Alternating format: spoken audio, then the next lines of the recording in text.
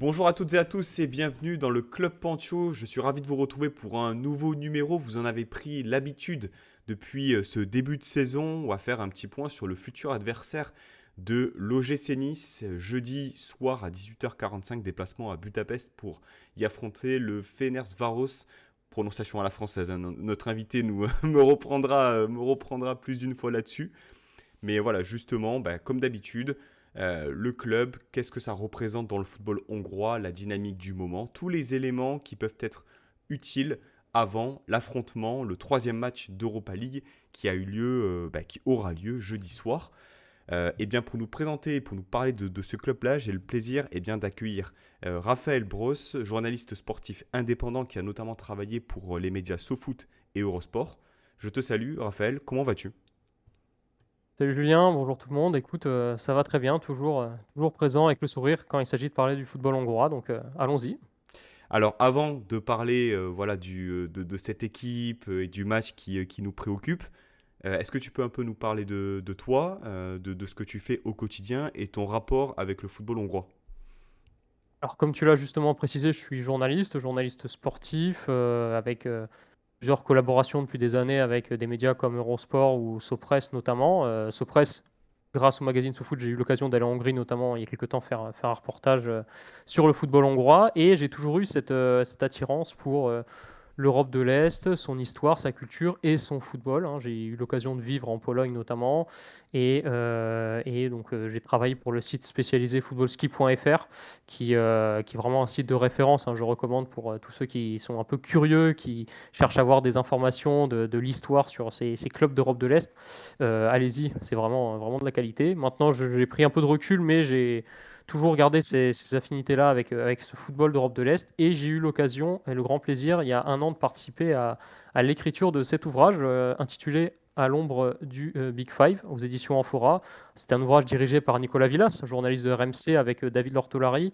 Et justement, j'ai pu écrire le chapitre consacré au football hongrois, son histoire, son évolution, sa grande histoire, sa très riche histoire d'ailleurs, puisque c'est un pays qui aurait même dû remporter la Coupe du Monde à un moment donné.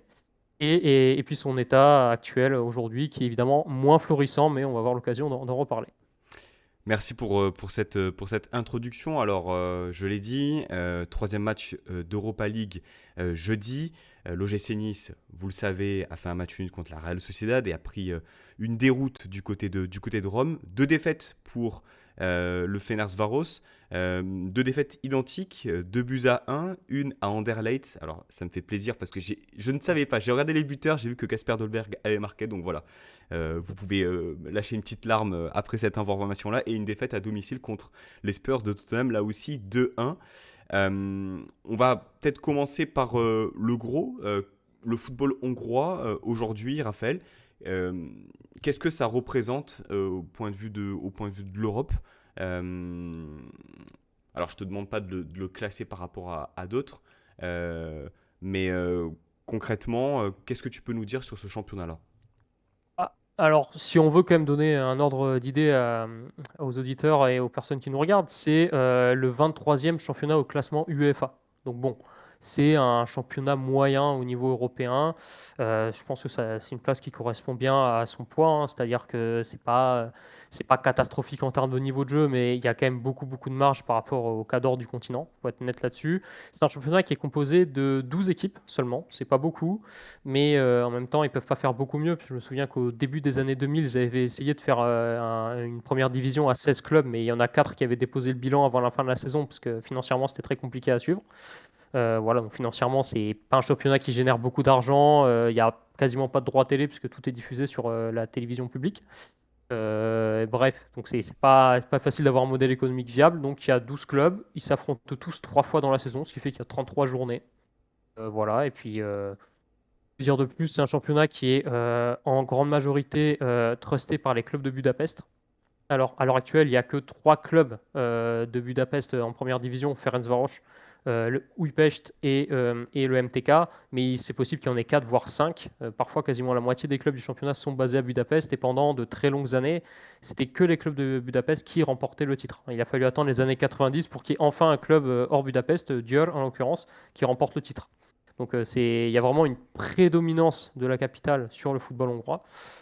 Et voilà, donc là, et un championnat qui manque un petit peu de suspense depuis quelques temps, puisque Ferencváros, justement, le remporte systématiquement depuis 2018.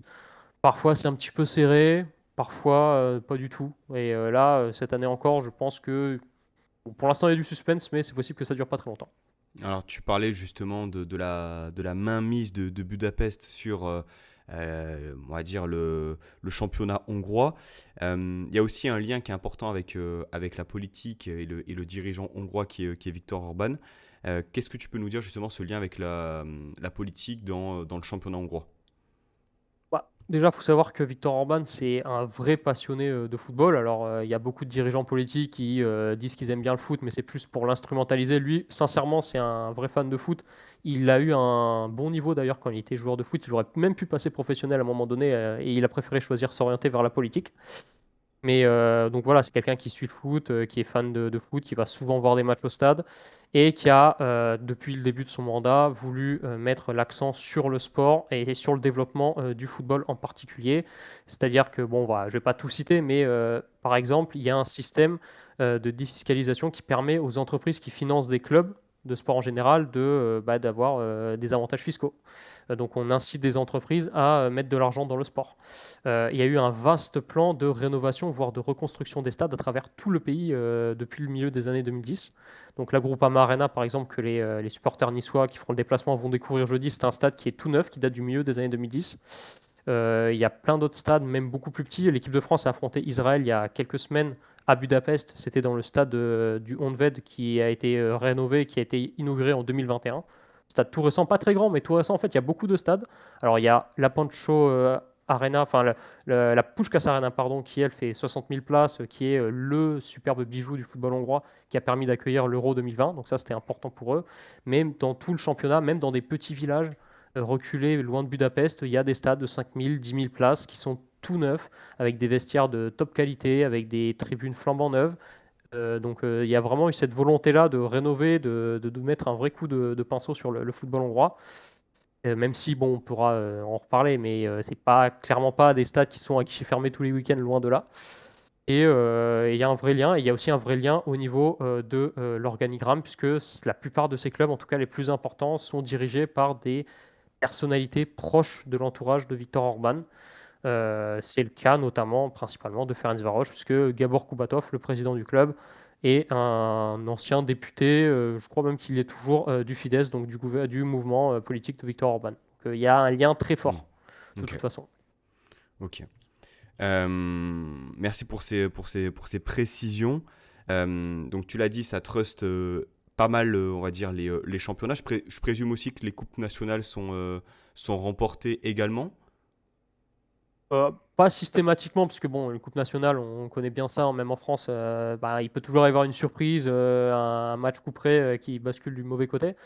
Mais oui, effectivement, si je regarde le palmarès, Ferencváros, c'est le club le plus titré de loin du pays, avec 35 titres de champion de Hongrie et 24 Coupes de Hongrie. C'est aussi le seul qui a réussi à remporter une coupe européenne dans son histoire. En l'occurrence, c'était la Coupe des villes de foire, hein, donc ça remonte, c'était en 1965. C'était un peu l'équivalent de la Ligue Europa à l'heure actuelle, donc c'est quand même pas mal. C'était face à la Juventus Turin, en plus en finale à Turin. C'est un club qui a également fait une finale de Coupe des vainqueurs de coupe en 75, qui a déjà fait des demi-finales dans d'autres coupes européennes, qui a déjà participé 3 fois à la Ligue des Champions, à la phase finale de la Ligue des Champions. Bref, c'est le club le plus titré, c'est le club le plus présent sur la scène européenne aussi, c'est le club le plus riche aussi du championnat, on peut le dire. Donc c'est la figure de proue, historiquement et encore actuellement, du football hongrois. Tu l'as dit, à la base, l'équipe pouvait jouer la Ligue des Champions. Et il y a eu ce tour de barrage perdu cet été qui a reversé l'équipe en Ligue Europa, c'est bien ça. Ouais. Et ça, je dois dire que c'est quand même vraiment le bémol de ce début de saison, puisque Ferencváros, l'objectif des dirigeants, il est clair, et l'objectif qui est fixé à l'entraîneur, c'est ça, c'est on va en phase de groupe de Ligue des Champions. C'est super important pour l'image. Encore une fois, on est dans une logique où le pouvoir hongrois veut avoir des clubs qui permettent de valoriser à l'international. Et pour aussi les finances, c'est super important d'avoir les fonds européens. Donc l'objectif, il est toujours là. Alors, il faut rappeler quand même qu'un club comme Ferencváros commence sa Coupe d'Europe au mois de juillet, hein. On est Hmm. sur des clubs qui attaquent les tours préliminaires super tôt. Et il y a eu un couac parce qu'ils ont été éliminés par Midtjylland, donc le champion du Danemark, qui n'est pas un club venu de nulle part. C'est aussi un club qui est habitué à jouer les Coupes d'Europe, mais c'est pas non plus un cadre absolu. Donc ça a quand même été un petit peu compliqué à vivre. Donc jouer la Ligue Europa, je ne vais pas dire que c'est une consolante, parce que c'est quand même une belle compétition, mais voilà, je pense qu'ils veulent pas faire que de la figuration en Ligue Europa. Et voilà, parce qu'il faut aussi savoir qu'il y a beaucoup de joueurs étrangers, on en reparlera, qui viennent dans ces clubs-là, notamment à Ferencváros, pour jouer la Coupe d'Europe.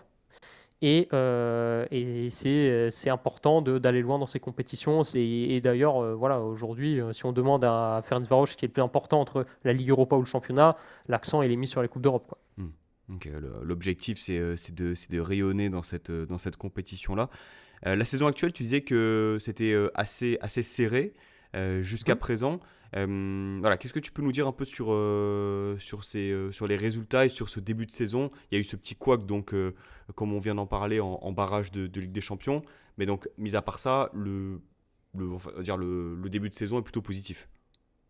Oui, bah, Ferencváros est premier, comme souvent, avec bon, pour l'instant en 8 journées, 7 victoires, une défaite. Bon, le bilan, il est plutôt très bon. Mais encore une fois, c'est une équipe qui survole le championnat. Alors, à l'heure actuelle, ils sont à égalité de points avec la Puskás Academia, qui est deuxième, mais qui a joué un match en plus. Est-ce que c'est vraiment une rivalité qui va durer jusqu'au bout de la saison? Je pense pas. À un moment donné, Ferencváros, notamment quand ils seront éliminés en Coupe d'Europe, ils vont pouvoir reconcentrer toutes leurs forces vives sur le championnat. Et à ce moment-là, je pense qu'ils feront la différence au classement. Mais oui, leur début de saison, il est très bon. Mais c'est un club qui a vraiment de la marge, hein, sur ses rivaux. Donc, même sur son principal rival, son principal ennemi, qui est Újpest, un autre club de Budapest, là, c'est vraiment une grosse rivalité entre des supporters qui se détestent. Voilà, il y a de la marge. Donc, ils gèrent cette marge-là. En fait, quand ils sont en Coupe d'Europe, clairement, c'est le match du jeudi qui va être le plus important. Pour eux, là, c'est enfin, cette semaine, c'est le match contre Nice qui est le plus important. Et le match du dimanche qui arrivera en championnat, bon, on verra bien ce qui se passe. Donc, il faut vraiment prendre conscience de ça. Il y a certains clubs français qui ont tendance à se dire, bon, la Ligue Europa, on fait un peu tourner, on voit ce que ça donne. Et puis, la priorité, c'est la Ligue 1. En Hongrie et de manière générale en Europe de l'Est, la focale elle est inversée, c'est priorité à la Coupe d'Europe et puis le championnat, bon, on fera un peu tourner et on gagnera quand même. Comment tu expliques justement qu'il y a cette différence-là? Parce que quelque part, est-ce que c'est lié au fait que ce soit des championnats un peu plus mineurs qui essayent de rayonner d'une certaine façon une compétition aux yeux des autres grands championnats? Est-ce que c'est une histoire de Bah, mentalité aussi, peut-être? Je ne sais pas. il y a un peu de tout ça. Déjà, il faut savoir que bah, ces pays-là, jouer la Ligue Europa, c'est quand même une super opportunité pour ces clubs-là. En France, on a parfois l'impression qu'on est quatrième, cinquième quand on joue la Ligue Europa, donc on se dit, bon, allez, on va la jouer quand même, on ne sait jamais, mais on la joue parfois en se disant, bon, c'est une Ligue Europa de plus. Nice, ils ont quand même fait plusieurs campagnes européennes dans leur histoire, donc ils peuvent se dire, bon, c'est sympa, hein, mais c'est pas non plus l'objectif ultime. Pour ces clubs-là, c'est compliqué de se qualifier en Coupe d'Europe, comme je l'ai expliqué, puisqu'il y a plusieurs tours à franchir. Et quand on y est, on veut vraiment jouer à fond. On a des joueurs aussi qui sont recrutés exprès parce qu'ils se disent, bon, le championnat hongrois, je m'en fous, mais la Coupe d'Europe, c'est super important. Donc il y a plus de détermination dans ces matchs-là aussi, plus de motivation. C'est une vraie vitrine pour eux aussi, pour se dire, bon, ben, en Coupe d'Europe, on joue contre des clubs de championnat majeurs, on peut se montrer, on peut attirer des recruteurs, on peut éventuellement derrière ça peut servir de tremplin pour aller dans des top clubs un peu plus tard. Et puis c'est aussi des clubs qui sont dominateurs dans leur championnat national, qui ont de la marge et qui peuvent donc se dire, bon, bah, la Coupe d'Europe, on sait qu'on est contre des adversaires supposément meilleurs que nous, donc on doit y aller à fond. Et en championnat, on est a priori meilleur que nos adversaires, donc on peut faire tourner un peu plus. Donc c'est la focale qui est différente. Alors qu'en Ligue 1, les clubs qui jouent à la Ligue Europa, souvent, sont pas les premiers du championnat, même si Nice est loin d'être la pire équipe, très très loin de là du championnat, mais il y a moins de marge, forcément, par rapport au match du week-end qui arrive. Effectivement, mais c'est regrettable hein, parce qu'on aimerait que toutes les forces soient données Mhm. pour ces matchs-là. Avant de revenir à l'équipe, tu as parlé du stade, du Ferencváros. Ça représente quoi une ambiance en Hongrie? Est-ce que le stade va être plein? Est-ce que justement les supporters répondent aussi à ce type d'événement plus que pour un match de championnat par exemple? Alors, moi, je distingue vraiment deux choses en Hongrie d'un point de vue supporterisme. Il y a les matchs de l'équipe nationale et les matchs de club, donc dans le championnat et en Coupe d'Europe. L'équipe nationale est ultra soutenue à travers tout le pays et il y a toujours une très très grosse ambiance, notamment à Budapest dans la fameuse Puskás Arena avec un énorme cop ultra qui est vraiment très bruyant et très visible aussi. Donc il y a vraiment une grosse culture de l'équipe nationale. Quand on est sur des matchs de club, c'est beaucoup plus hétérogène. Ferencváros, ça va, il y a un vrai noyau dur de supporters. C'est quand même le club le plus populaire du pays, il faut préciser, puisque historiquement, c'était le club qui, pendant la guerre froide, s'est opposé au régime, le club de ceux qui étaient contre le communisme, contre les dirigeants communistes, etc. Donc, qui a réussi à fédérer pas mal de monde à Budapest et même au-delà de Budapest. Voilà, donc ça, c'est encore un pan historique à développer, mais historiquement, c'est quand même le club le plus populaire du pays. Donc, il y a un vrai noyau dur de supporters. Euh, il y a de l'ambiance quand même à la Groupama Arena. C'est un stade de 25 000 places, 30 000, donc c'est une taille moyenne, mais c'est quand même tout à fait correct.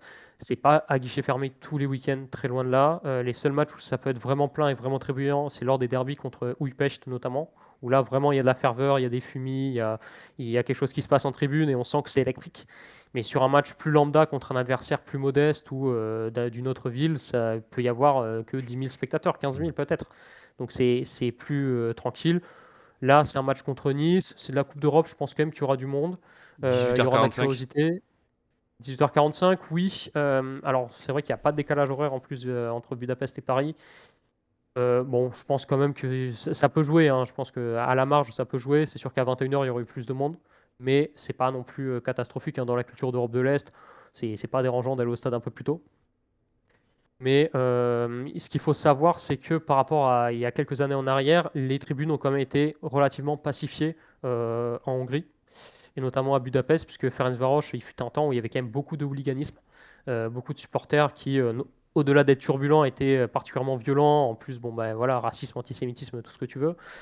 C'était compliqué, et il y a eu un système qui a été mis en place pour vraiment nettoyer les tribunes, puisque les dirigeants en avaient marre de payer des amendes et en avaient marre de se manger des huis clos en Coupe d'Europe, justement. Et il y a eu un système qui a beaucoup fait parler, c'est la mise en place d'une empreinte biométrique, d'un passeport digital en fait pour entrer dans le stade. C'est-à-dire que si on voulait accéder au stade, avoir son billet, il fallait enregistrer ses empreintes digitales. Et ça, évidemment, dans la culture ultra, c'est hors de question. Enfin, on refuse d'être fiché et tout. Donc pendant longtemps, il y a eu une ambiance très terne dans cette Groupama Arena puisque les ultras boycottaient, tout simplement. Ils voulaient pas. Et bon, il y a quelques années, ça s'est enfin résolu. Ils ont trouvé un compromis et ils sont revenus. Donc là, il y aura, je pense, une bonne ambiance. Je ne pense pas que ce sera guichet fermé non plus, mais il y aura quand même du monde, il y aura une bonne ambiance, il n'y aura pas de débordement a priori. Voilà. Très bien. Par rapport à la saison actuelle, l'effectif, alors la particularité, j'avais vu ça sur Twitter, sur ce fameux voilà, travail que fait David, que s'il passe par là, je le salue, qui travaille justement chaque adversaire pour nous présenter les joueurs en détail, qui dit parler de 18 nationalités différentes. Donc c'est vrai que c'est quand même particulier. Est-ce que c'est courant dans cette équipe-là? Est-ce qu'il y a régulièrement du turnover? Comment est-ce que ça fonctionne parce que tu disais que finalement, pour pas mal de joueurs, peut-être que le fait que le Fenerbahçe joue tous les ans la coupe d'Europe laisse la possibilité voilà, d'être une vitrine pour certains joueurs pour aller Mhm. récupérer d'autres contrats ailleurs, quoi, on va dire. Oui, alors c'est vrai qu'il y a beaucoup de nationalités différentes. C'est un effectif très cosmopolite. Et c'est le cas souvent dans ces clubs-là, hein. On dresse ce constat pour Ferencváros, mais on pourrait dire la même chose du Partizan de Belgrade ou de l'Étoile Mm. Rouge de Belgrade, par exemple. Enfin, c'est un peu la même manière. C'est-à-dire que ce sont des clubs vitrines, comme on l'expliquait, qui peuvent attirer des joueurs en leur proposant, voilà, avec nous, tu vas jouer la Coupe d'Europe, la Ligue Europa, la Ligue des Champions si possible. Et ces joueurs-là espèrent ensuite se faire repérer. Ce que je note quand même, c'est qu'il y a aussi des joueurs qu'on connaît un petit peu en France, Mm. qui ont une carrière en Ligue 1, voire en Ligue 2 surtout, hein, comme Habib Maïga, Mm. l'ancien de Metz, ou Ismaël Aheneba, l'ancien de Sochaux. Bon, voilà, pour nous, c'est sûr que ça fait pas très clinquant, mais c'est des joueurs-là qui, à l'époque, ont été attirés parce que bon, bah, il y avait la possibilité de jouer des matchs européens. Et, c'est vraiment, voilà, il y a du turnover, il y a un effectif assez dense. Et comme je l'ai dit, il y aura la priorité qui sera mise sur le match de jeudi, hein. Là, l'équipe type, elle sera mise sur le match de jeudi. Et qu'est-ce que je peux dire de plus? Il y a quand même Même s'il y a beaucoup de nationalités, il y a quand même quelques joueurs hongrois forts, notamment le gardien de but, Deneš Dibus, qui est vraiment le cadre, le taulier de cette équipe, qui est capitaine d'ailleurs, et qui maintenant joue de plus en plus avec la sélection internationale, hein, puisque le sélectionneur le fait jouer de plus en plus. Et puis il y a aussi l'attaquant Barnabas Varga, qui est le meilleur buteur du championnat la saison dernière, meilleur buteur aussi l'année d'avant, et même il jouait dans un club plus petit que Ferencváros. Donc ce sera peut-être lui qu'il faudra aussi beaucoup surveiller. Il y a quelques titulaires qui sont des internationaux hongrois. Mais sinon, effectivement, c'est très cosmopolite et il y a des joueurs que on ne connaît pas forcément, qui vont arriver, qui vont repartir. C'est comme ça. En termes de dispositif, dans quelle équipe, enfin dans quel système va jouer cette équipe? Alors, l'entraîneur, c'est Pascal Janssen. C'est un entraîneur néerlandais qui a longtemps coaché du côté de la Z Alkmaar ces dernières années et qui est arrivé donc cet été. Bon, alors voilà, on se base uniquement sur ce qu'il fait donc depuis le mois de juillet, hein, il y a quand même une vingtaine de matchs. C'est beaucoup, beaucoup de 4-2-3-1.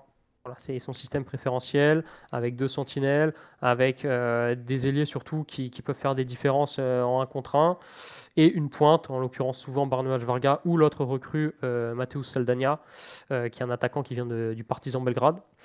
L'attaquant d'ailleurs, c'est la plus grosse dépense du dernier mercato, 3 millions d'euros. Voilà, donc ça situe aussi en termes de budget, on n'est pas sur les mêmes échelles que Nice par exemple. Mais voilà, donc ça c'est la recrue phare. Il y a toujours une pointe, un pur neuf, ça c'est sûr. Il y a des ailiers qui sont censés être rapides, faire des différences, apporter des centres et du danger dans la surface. Et puis il y a une base voilà, au milieu de terrain qui est censée pouvoir récupérer des ballons maintenant. Et c'est un peu comme ça que ça évolue depuis que Pascal Janssen est arrivé. Ok. Très bien. En termes de points forts et de points faibles, si tu devais dresser un bilan de cette équipe, euh, on a un peu voilà, le dispositif en tête, tu dirais quoi par rapport à ça?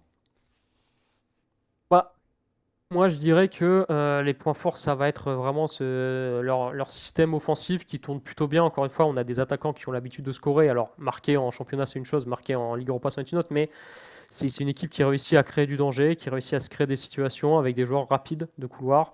Là, il faudra vraiment faire attention à ça. Je pense que ce sera là-dessus qu'ils essaieront d'appuyer, surtout à domicile où ils essaient quand même d'avoir le ballon, ils essaient de produire du jeu, hein. Ils ne vont pas uniquement attendre que les Niçois se livrent. Je pense, hein, après, je ne suis pas dans le secret des dieux, mais je pense que ça va être ça l'idée. Donc faudra vraiment faire attention à ça, à bien verrouiller les côtés notamment. Et je pense que défensivement, il y a quand même des coups à jouer. C'est une défense qui est un peu vieillissante. Voilà, c'est un peu vieillissante, pas spécialement brillante à la relance. C'est parfois un peu rustique hein, là-dessus. Donc, si je sais que les attaquants niçois sont très rapides, notamment quand il s'agit de partir en transition, hein, comme aime si bien le faire Franck Hez en général. Il y aura des coups à jouer. C'est pas la défense la plus rapide, c'est une défense expérimentée, ça par contre. Mais voilà, s'il y a possibilité de la prendre dans son dos, voilà, ça, à mon avis, ça peut le faire. Maintenant, tu parlais des défaites qu'il y a eu en début de campagne européenne. C'est sûr, il y a eu 2 défaites, donc c'est un club qui a 0 point actuellement, mais qui n'a pas non plus été ridicule du tout à chaque fois, y compris contre Tottenham, qui est un des cadors de cette Ligue Europa. Donc ça montre bien qu'ils sont capables d'accrocher des grosses équipes, qui vont jouer ce match avec beaucoup d'intensité, beaucoup d'envie. Et puis, ça va être, à mon avis, un match assez intéressant, assez serré. Et je rappellerai pour l'aspect historique que les clubs français ont souvent du mal contre les clubs hongrois. Je me souviens de Bordeaux qui avait été éliminé par Vidéoton en 2017, Reims par le même club en 2020, c'était en tour préliminaire de Ligue Europa à chaque fois, et même Monaco qui avait perdu à domicile contre Ferencváros en phase de groupe de Ligue Europa en 2021-2022, si je ne dis pas de bêtises, 2022-2023, pardon. Voilà, donc méfiance quand même. Je pense que Nice est supérieur sur le papier, mais va quand même falloir se méfier et faire un gros match de Coupe d'Europe dans l'état d'esprit notamment. C'est là tout, tout l'enjeu en fait, hein, parce que sur le papier, je ne doute pas du fait que Nice est une équipe supérieure et qui est censée l'emporter. Maintenant, le contexte hongrois, le fait que cette équipe mette tout pour ce match-là cette semaine-là, alors que nous on joue Monaco dimanche. Mm. Voilà, il va y avoir du turnover forcément, mais sur quel match, bon, on verra. Mais pour l'instant, on a un point, donc un point de plus que notre adversaire de jeudi. C'est pas forcément non plus une situation plus confortable. Voilà. Mais s'agissant de la Coupe d'Europe, je ne sais pas si c'est Nice ou c'est spécifiquement les clubs français, on nage toujours entre deux eaux, quoi. On ne sait pas exactement comment ça va se passer. Voilà. Donc, On Ouais, c'est un va... match important pour Nice, on est Ah, d'accord, hein. c'est un match qui est très important, puisque contre la Real Sociedad, tu fais un partout, mais tu rates un penalty. Donc tu as la possibilité quand même aujourd'hui d'avoir 3 points. Et contre la Lazio, tu fais figure, on va dire, pendant 45 minutes, en perdant ensuite d'une manière assez sèche. Donc c'est un match qui est tout aussi important, autant pour le Fenerbahçe que pour l'OGC Nice. Maintenant, voilà, dans quel état d'esprit, dans quelle volonté on va aborder ce match. Va-t-on récupérer des blessés aussi? Parce que là, voilà, le fil rouge de ce début de saison, c'est les blessures. En tout cas, voilà. Raphaël, tu vas devoir te mouiller maintenant pour clôturer ce numéro. Tu vois quel résultat. En tout cas, ouais, tu as terminé en disant que ça réussit pas forcément au club français. J'avoue que j'ai un peu peur, mais en même temps, c'est la Coupe d'Europe. Donc, même si c'est entre guillemets que le championnat hongrois, il faut respecter l'adversaire et faire le match à 100%, quoi. Sincèrement, alors il n'y a pas de traquenard à proprement parler pour Nice, puisque le stade est un stade moderne comme les Niçois en connaissent beaucoup. La pelouse sera nickel. Là-dessus, il n'y a pas de souci. L'ambiance sera bonne, mais ça va pas non plus être un guêpier pour eux. Donc je pense que là-dessus, il ne faut pas non plus faire de fixette sur ça. En revanche, oui, ils vont tomber contre une équipe très très motivée. Donc difficile, soit une victoire étriquée des Niçois, peut-être 2-1, soit match nul. Allez, je pense qu'il y aura un petit un partout. Ok, ok, ok. Moi, je suis pas très objectif, donc le cœur parle. À ce moment-là, je vais dire victoire, victoire niçoise. Mais j'ai envie de dire, peu importe la manière, là, il faut des points. Il faut gonfler ce matelas de points qui est pour l'instant trop faible. Bon, en tout cas, on a eu ces informations voilà, de contexte autour de l'équipe, autour du stade. Raphaël, est-ce que tu vois d'autres choses à rajouter en marge de cette rencontre jeudi? Bah, uniquement dire aux supporters niçois qui iront à Budapest de bien profiter, parce que c'est une ville très très sympathique à bien des égards. Sincèrement, voilà, c'est beaucoup de choses à voir, c'est bon marché, c'est vraiment faut profiter. Il y a des endroits parfois on se rend dans des contrées reculées d'Europe et bon, c'est pas très intéressant. Là, pour le coup, c'est vraiment un déplacement chouette, s'il y en a qui le font. Et sinon, bah, dire que là, ils vont aller dans un club historique du football hongrois. Et il faut prendre cette mesure-là. C'est un club qui a été créé à la fin du 19e siècle. Et de se dire que bon, bah, ça va être un rendez-vous important donc sportivement pour la saison européenne des deux clubs, forcément, mais s'il restera encore 5 matchs derrière. Et puis, bah, voilà, hein, ça, je pense que ça va être un des matchs les plus intéressants là, de cette journée Ligue Europa. J'ai pas toutes les affiches en tête, mais moi, il titille ma curiosité en tout cas. On va suivre ça attentivement. Un grand merci Raphaël pour le temps donné à ce numéro. Et puis voilà, on va espérer que ça puisse sourire au club français. Et puis bah écoute, je te remercie. Bonne continuation à Merci à toi. toi. Et puis nous, on se retrouve cette semaine pour débriefer le match de jeudi soir, mais également celui de dimanche après-midi, parce que là, il y a une grosse semaine, comme on l'a dit, qui s'annonce pour l'OGC Nice avec la réception de Monaco dimanche après-midi. Un grand merci à vous et puis à très vite sur le Club Pantio. Salut!